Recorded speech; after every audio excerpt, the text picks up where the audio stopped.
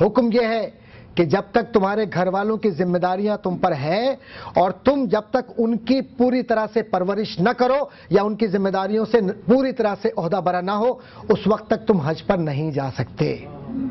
تو اقبال کا ایک ایک لفظ، ایک ایک حرف حقانیت اور سچائی کی دلیل تھی، اور اقبال کے لفظوں کو اگر آپ قرآن کے ساتھ دیکھیں،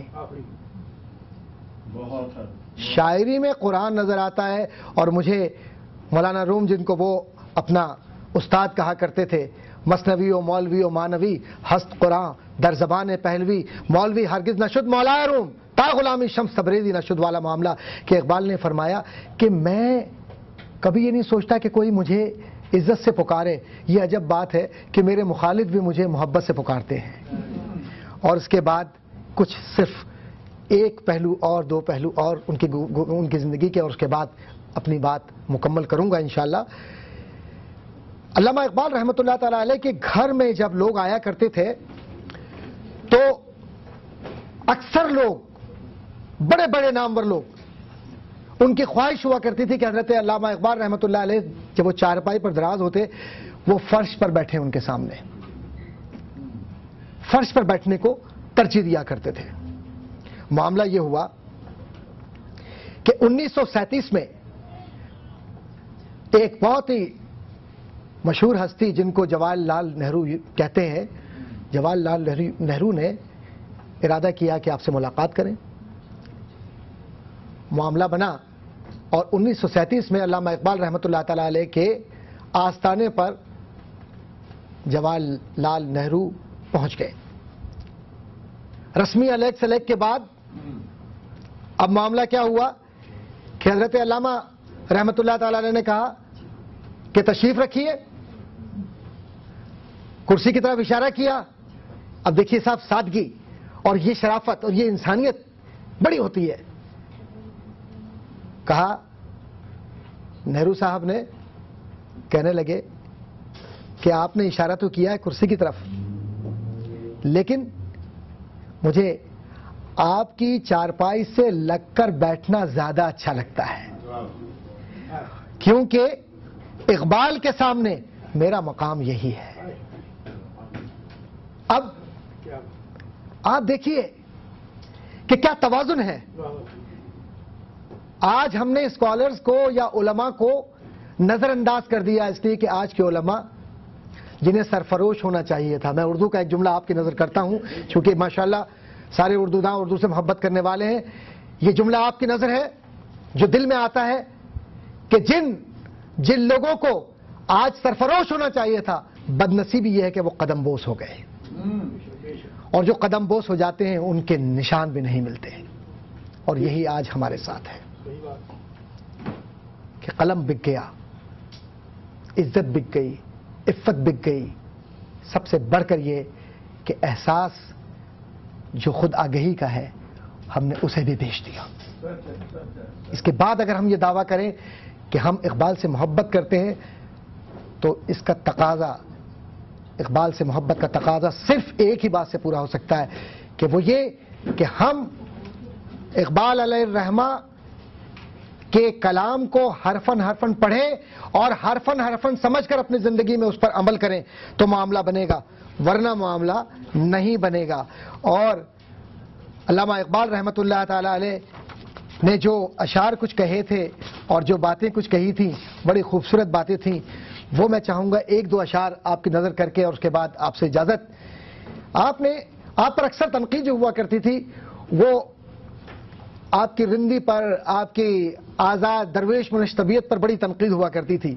تو آپ فرماتے ہیں کہ زہد اور رندی کے حوالے سے ایک مولوی صاحب کو سناتا ہوں کہانی، تیزی نہیں منظور طبیعت کی دکھانی، شہرہ تھا بہت آپ کی صوفی منشی کا، کرتے تھے ادب ان کا عالی و ادانی۔ اب اس کے بعد علامہ، میں اس میں سے بہت سی چیزیں چھوڑ رہا ہوں، علامہ اقبال رحمۃ اللہ تعالی علیہ نے گفتگو کرتے ہوئے فرمایا کہ وہ جو مولانا تھے وہ اکثر یہ کہا کرتے تھے کہ اقبال باتیں زیادہ کرتا ہے، کردار کا کچھ نہیں ہے، یہ نہیں ہے وہ نہیں ہے، ایسا ویسا ادھر ادھر کا۔ علامہ اقبال کی طبیعت تھی کہ وہ کبھی جواب نہیں دیا کرتے تھے۔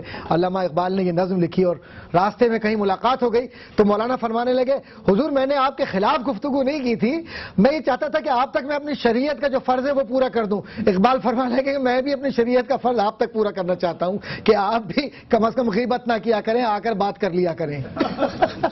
تو معاملہ یہ، آپ فرماتے ہیں کہ رندی سے بھی آگاہ، شریعت سے بھی واقف، پوچھو جو تصوف کی تو منصور کا ثانی۔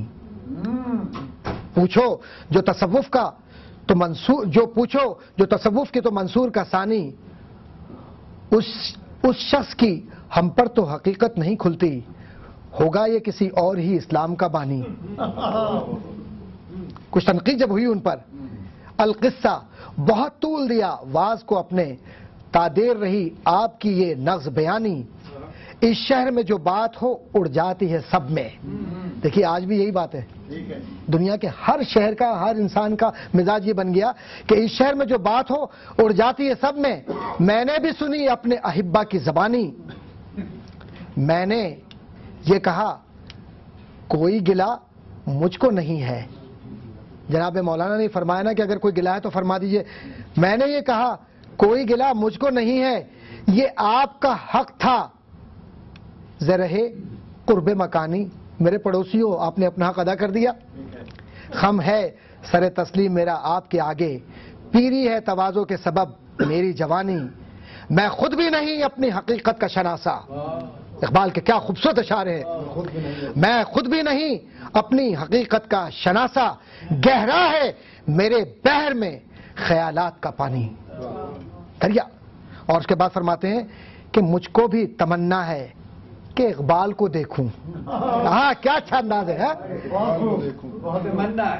مجھ کو بھی تمنا ہے کہ اقبال کو دیکھوں، کہ اس کی جدائی میں بہت اشک فشانی، ہر لمحہ تڑپتا ہوں اسے دیکھنے کے لیے۔ اور اقبال رحمۃ اللہ نے فرمایا بھی کہ میں نہیں دیکھ پایا اپنے آپ کو، اور یہ فرمایا کہ میرے بعد شاید تم مجھے دیکھو اور میرے کلام سے بڑھ کر میری روح میں اتر کے دیکھو، کیونکہ میں تمہیں اس طرح سے دکھوں گا جیسے تم اپنے آپ کو دیکھ رہے ہو۔